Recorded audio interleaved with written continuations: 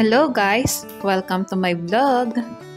Ang video ko for today ay ang review ng Nido and Lactum na parehas na pang 1 to 3 years old. Pasok naman to sa guidelines ko as ordinary milk versus ordinary milk. Request nga po pala ito ng isa sa mga viewer ko. Maraming salamat po sa pagtitiwalang binibigay niyo sa akin para ma-review ang mga gatas na ito. Meron na nga akong nagawang review ng 2 gatas na ito dati, pero dahil nag-new formula sila, inulit ko na lang ngayon. Halos magdadalawang taon na nga din yung nakalipas, and minsan talaga nag-iiba yung formulation ng mga gatas. Isa sa pagbabasihin ko sa review natin ngayon ay yung nutrition facts, at ang measurement na gagamitin ko ay yung per 100 grams of powder. Pero tandaan, hindi ito health advice. Review lang ito base sa nutrition facts, price, at ibang bagay na pwedeng makita sa packaging. Mas mainam na kumonsulta muna sa pediatrician kung magbibigay ng formula milk sa bata. Unahin muna natin yung nutrition facts. Sa energy, protein, fat, linoleic acid, and linolenic acid, lamang ang Nido. Samantalang lamang naman ang Lactum sa carbohydrates, sugars, lactose, and DHA. Lamang ang Lactum sa first category. Mag-proceed naman tayo sa minerals. Lamang ang Nido sa iron, ngunit wala itong copper and manganese. Samantalang lamang naman ang Lactum sa calcium, chloride, copper, iodine, magnesium, manganese, and phosphorus. Sa potassium at sodium, lamang ang Nido, samantalang lamang naman ng Lactum sa selenium and zinc. Lamang ang Lactum sa minerals. Mag-proceed naman tayo sa vitamins. Sa vitamin A, thiamine, riboflavin, niacin, pantothenic acid, vitamin B6, biotin, folic acid, and vitamin B12, lamang ang Nido.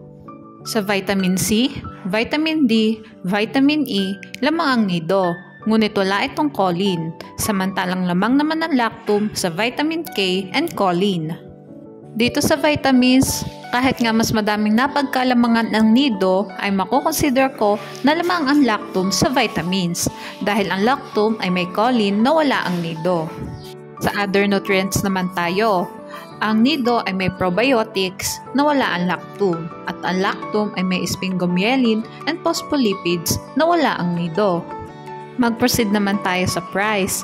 This time nga ay sa supermarket ko kinuha ang presyo ng 2 gatas na ito. At sa parehas nga nilang bigat na 2 kilo ay makikita natin na mas mahal ang Lactum na 65 pesos compare sa Nido. Pero guys, pwede mag-iba ang presyo ng 2 gatas na ito depende kung saan store nyo sila titingnan. At ito na nga yung summary ng vlog ko ngayon. Sa first category, minerals, vitamins, and other nutrients, lamang ang Lactum. Samantalang mas affordable naman ang Nido. At tingnan na din natin ang ingredients ng 2 gatas. Parehas nga silang may skimmed milk, vegetable oils, at yung mga nutrition na nakita natin sa nutrition facts nila, and yung DHA, parehas na base sa fish oil, at parehas din silang may artificial flavoring from vanilla extract.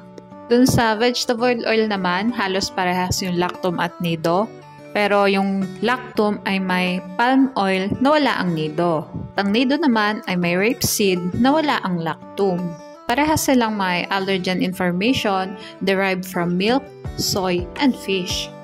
Pero don't worry guys, dahil formulated naman to sa 1 to 3 years old, kaya safe naman to sa karamihan. May ilang bata lang talaga na maaaring ma-allergy dito.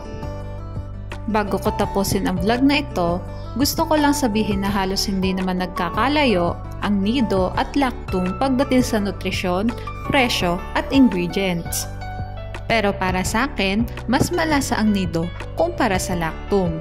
Kung Lactum naman ang gamit ng anak mo nang below 1 year old pa lamang, ay mas mainam na ituloy mo na lang ang pang up to 1 year old. Sa personal experience ko naman as a mom, kinonsider ko sa pagpili ng formula milk una ay yung presyo. As long as formulated for 1 to 3 years old, okay sa akin.